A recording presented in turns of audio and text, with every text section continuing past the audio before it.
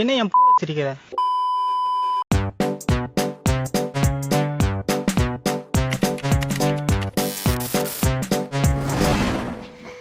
Hi guys, welcome. அன்றைக்கி ஒரு நாள் ரேண்டமான நாளில் நான் ஃபோனில் இன்ஸ்டாகிராம் நோண்டிகிட்டு இருக்கும்போது அப்போது ரீல் சடனாக பாப்பாச்சு. இந்த ரீல் தான் தெய்வங்கள் பிறப்புக்கு முன்னாடி பார்த்தா ஏலியன்ஸ் தான் நம்ம காடு, சிவனோட ரெண்டாவது பிள்ளை அப்படி இப்படின்னு சொல்லிட்டு ஒரே குதூகலமாக புது ரிலீஜன் உருவாக்குற அளவுக்கு இவங்க பேசிகிட்டு இருந்தாங்க. பார்த்துட்டு இந்த சந்தேகம் எனக்கு இந்த வீடியோ பார்த்ததுக்கப்புறம் தான் வந்துச்சான்னு கேட்டிங்கன்னா இல்லை, இந்த சந்தேகம் எனக்கு ஆறாவதுலேருந்தே இருக்குது. ஏன்னு கேட்டிங்கன்னா அதே சமயத்தில் அதை பார்த்துட்டு இருக்கும்போது அப்படியே டிவியை பார்த்தா ஏதோ கல் வேற எங்கேயோ இருந்தோ வந்திருக்குது, இன்டர்ஸ்டெல்லர் ஆப்ஜெக்ட் 3i அப்படி இப்படின்னு சொல்லியிருந்தாங்க. நீங்கள் பார்த்துருப்பீங்க.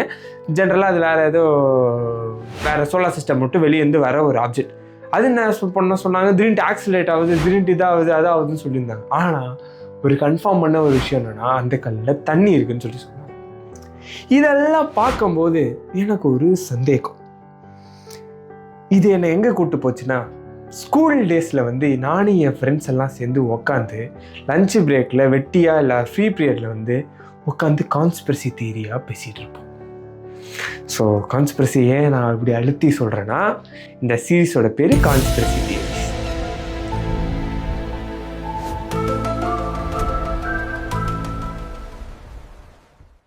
இந்த வீடியோ பார்த்துட்டு எவனும் ட்ரிகர் ஆகாத, ஏன்னா இது எல்லாமே கான்ஸ்பிரசிஸ்.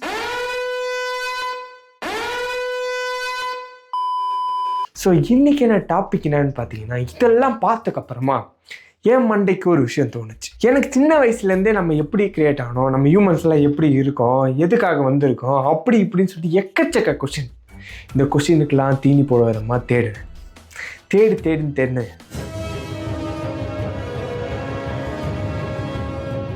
இனத்தில் தேர்ந்து கேட்டினா ஹிஸ்ட்ரி 18ல் ஏன்ஷியன்ட் ஏலியன்.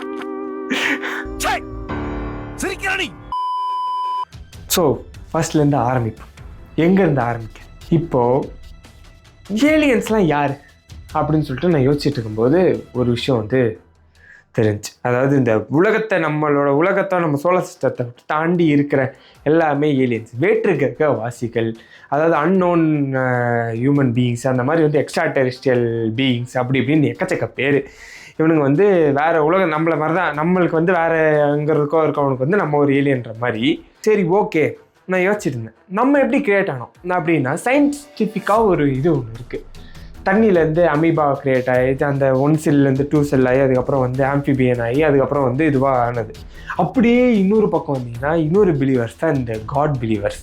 இவங்கெல்லாம் என்ன நினச்சிட்டு இருக்காங்க, இந்த மாதிரி நம்மளெல்லாம் கிரியேட் பண்ணது கடவுள் அப்படின்னு சொல்லிட்டு. ஆனால் கடவுளை யார் கிரியேட் பண்ணான்னு கேட்டிங்கன்னா அவங்களுக்கு பதில் கிடையாது. கேட்டால் they are self existing being, அவங்க ஆல்ரெடி உயிரோட தான் இருப்பாங்க, நம்மளை கிரியேட் பண்ணிட்டாங்க. ஏன் தெரியுங்களா? எப்படி?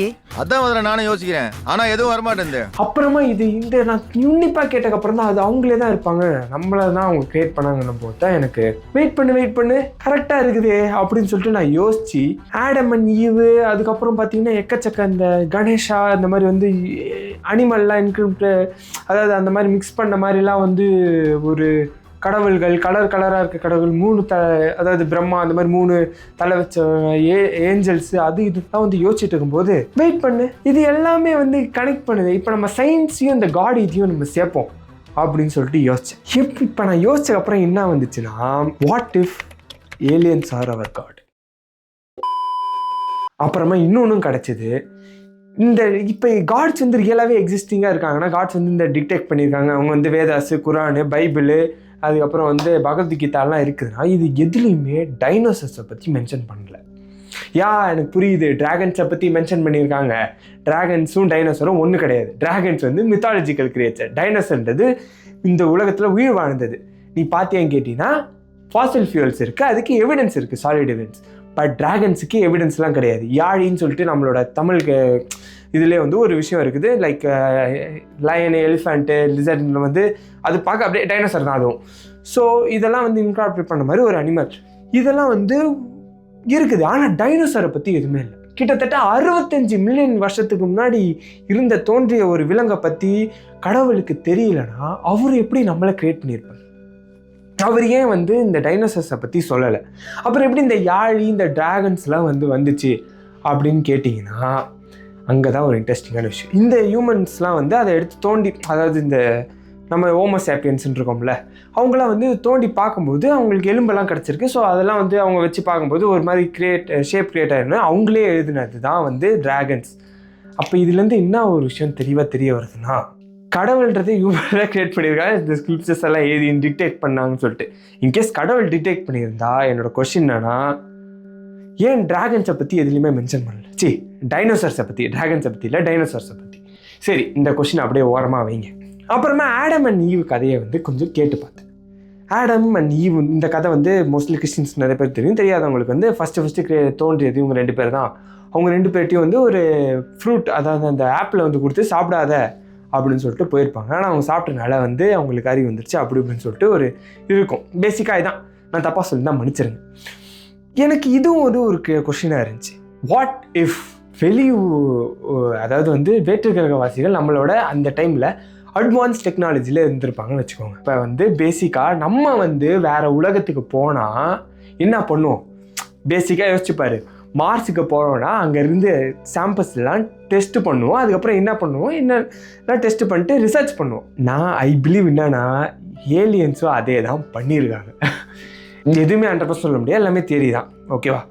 இப்போ அவங்க என்ன பண்ணியிருக்காங்கன்னா, பேசிக்கலி வந்துட்டு இங்கே இருக்க அனிமல்ஸில் அவர் வந்து இங்கே இருக்க இதில் அவங்க மேலே வந்து டெஸ்ட் பண்ணியிருக்காங்க. ஓகேவா? வந்துட்டு அவங்க என்ன பண்ணியிருக்காங்கன்னா, எப்பயும் போல் ரிசர்ச் பண்ணியிருக்காங்க. இங்கே இருக்க அனிமல்ஸு இதெல்லாம் பிடிச்சிட்டு போய் மாற்றி வந்து ஜெனட்டிக்கல் ரிசர்ச்சு, அந்த ரிசர்ச்சுன்னு சொல்லிட்டு மாற்றி பண்ணிவிட்டு எது வந்து கரெக்டாக வரும் அப்படின்னு சொல்லிட்டு நல்லா யோசிச்சு பார்த்தா எதெல்லாம் வந்து இதை வந்து இன்னும் கொஞ்சம் அடுத்த கட்டத்துக்கு கொண்டு போகிற மாதிரி வந்து ஹைப்ரிட் நம்ம பண்ணுறோம்ல, இப்போ இந்த தக்காளி இது பண்ணுறது அந்த மாதிரின்னு சொல்லிட்டு. ஸோ ஹைப்ரிட் ஜெனட்டிக்கல் ஒரு அட்வான்ஸ் டெக்னாலஜியால் நம்ம வந்து இதெல்லாம் க்ரியேட் பண்ணுறோம். அதில் தான் வந்து இந்த கணேஷர், அது வந்து எப்படின்னா அதாவது விநாயகர் பேசிக்கலி. அதே மாதிரி வந்து எகிப்தில் வந்து ஒரு பூனை தலை வச்ச ஒரு இது இருக்கும். அப்புறம் ஹாக்கு, அதாவது கழுகு மாதிரி வச்சு விங்ஸ் வச்ச மாதிரிலாம் வந்து ஒரு ஹியூமன் ஃபேஸஸ் வந்து இருக்கும். இது ஏன் நான் எகிப்து வந்து மெயினாக சொல்கிறேன்னா, அவங்க வந்து செதுக்கி வச்சதுல ரொம்ப ராவாக செதுக்கி வச்சது அவங்க தான். ஏன்னா வந்து ஸ்பேஸ்ஷிப்லாம் வந்து செதுக்கி வச்சுருப்பாங்க. அதனால தான் வந்து எகிப்தை சுற்றினாலே எப்பயுமே அந்த பிரமிட், அதுக்கப்புறம் வந்து ஏலியன் கான்ஸ்பிரசிஸ்லாம் வந்து இந்த எகிப்து அந்த பிரமிடை சுற்றி நிறையா சுற்றிக்கிட்டே இருக்கும். ஏன்னா அவங்க ராவாக வரைஞ்சி வச்சது எல்லாமே, செதுக்கி வச்சது எல்லாமே வந்து இந்த யூஎஃப்ஓ இந்த மாதிரி வந்து இது கிரியேட்டருக்கு இந்த மாதிரி வந்தாங்க, இந்த மாதிரி வந்து 4-5 விஷயத்தை வந்து அவங்க செதுக்கி வச்சுருப்பாங்க. இதே மாதிரி தான் வந்து அட்வான்ஸான இதெல்லாம் வந்து பண்ணிவிட்டு கரெக்டாக வந்த ஒரு உயிரினம் தான் வந்து இந்த ஆடம் அண்ட் ஈவ் நான் நினைக்கிறேன். அதாவது இந்த அனிமல்ஸ், அந்த மங்கி தான் வந்து பர்ஃபெக்டான ஒரு கிட்டத்தட்ட ஜெனட்டிக் இதில் வந்து பர்ஃபெக்டான ஒரு ஸ்பீஷியஸ். அந்த ஸ்பீஷியஸை டெஸ்ட் பண்ணி கிட்டத்தட்ட ஒரு 98% 95 வச்சுக்கோங்க, இந்த லெவலுக்கு கொண்டு வந்திருக்காங்கன்னு வச்சுக்கோங்க. இப்போ அவங்கக்கிட்ட வந்து ஒரு இவங்க கன்சியூம் பண்ணுற ஒரு விஷயமோ, ஆர் இவங்க ஏதாவது இது பண்ணுற ஒரு இன்ஜெக்ஷனோ, ஒரு ஆப்பிளோ ஏதோ ஒரு எக்யூப்மெண்ட் வச்சுக்கோங்க, அதுதான் அந்த ஆப்பிள்னு வச்சுக்கோங்க. ஓகேவா? இப்போ இந்த 2 பேரை வந்து டெஸ்டிங், ஏன்னா வந்து எப்பயுமே இப்போ இவங்க அட்வான்ஸ்டான டெக்னாலஜிலேருந்து வந்திருக்காங்கன்னா அவங்களுக்கு பேசிக்காக தெரியும் ஒரு உயிரினம் வந்து கிரியேட் ஆகிறதுக்கு வந்து மேலும் ஃபீமேலும் வேணும்னு சொல்லிட்டு. ஸோ அதுதான் ஆடம் அண்ட் ஈவ். இவங்க டெஸ்ட் சப்ஜெக்டில் மோஸ்ட்லி அதிகமான பாஸ் ஆன ஆள் வந்து இவங்க தான்னா. இவங்க வந்து அந்த உண்ட ஆப்பிளோ சாப்பிட்ட இதோ வந்து இவங்களோட டெக்னாலஜிக்கு தகுந்த மாதிரி ஒரு விஷயம் நான் நினைக்கிறேன்.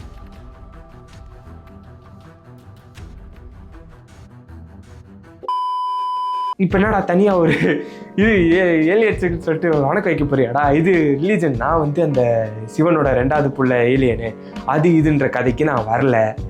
எனக்கு இந்த கான்ஸ்பிரசிஸ்லாம் பேசும்போது ரொம்பவே பிடிக்கும். ஓகேவா? என் ஃப்ரெண்ட்ஸுக்குள்ளே உட்காந்து பேசிகிட்டு இருப்பேன். என் ஃப்ரெண்ட்ஸ்லேயே வந்து, ஏன்னா ஒவ்வொருத்தரும் ஒரு டைப்பு.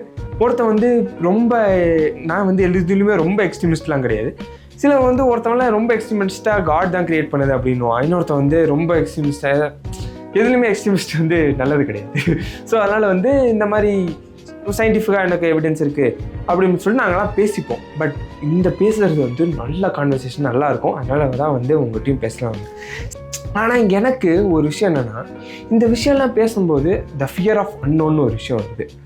எதெல்லாம் பற்றி நமக்கு தெரியலையோ அதை பற்றி பயம் இருக்கும். ஆனால் இந்த விஷயம்லாம் சயின்டிஃபிக்காக இருந்தாலுமே எனக்கு இதெல்லாம் பார்க்கும்போது ஒரு உள்ளுக்குள்ளே ஒரு பயம் வருகிறது. அந்த ஒரு பயம் வருது, இந்த மாதிரி ஐயோ என்னடா அது அப்படின்னு சொல்லிட்டு. ஏன்னா நம்மளுக்கு அதை பற்றி தெரியாது. அது ஒரு மாதிரி பேய்னா பயம்னா நம்மளுக்கு பேயை பார்த்துல அது ஒரு பயம். அதே மாதிரி இது எனக்கு ஒரு பயம். இது எனக்கு மட்டும் தான் இருக்கா இல்லை எல்லாருக்கும் இருக்கா, இல்லை அவங்க க்ரியேட் பண்ணும்போதே இந்த மாதிரி இந்த விஷயம்லாம் தெரியக்கூடாது பயப்படணும் க்ரியேட் பண்ணாங்க கான்ஸ்பிரசிஸ். ஸோ இதுதான் வந்து நான் இன்றைக்கி பேசணும்னு நினச்சேன். இதே மாதிரி நிறைய விஷயங்களை பேசுவோம். பர்முடா ட்ரையாங்கிள், அதுக்கப்புறம் ஃப்ளைட் வந்து காணாம போகுது, டைம் ட்ராவல் தியரிஸ், இந்த மாதிரி எக்கச்சக்க தியரி. பேசிக்காக என் ஃப்ரெண்ட்ஸோட உட்காந்து கிளாஸில் லஞ்ச் பிரேக்லேயோ ஃப்ரீ பீரியடில் என்ன பேசணும் அதை தான் நான் இங்கேயும் பேச போகிறேன். So let's see. இப்போ அந்த வாட் இஃப் கேள்வி கேட்குறேன்.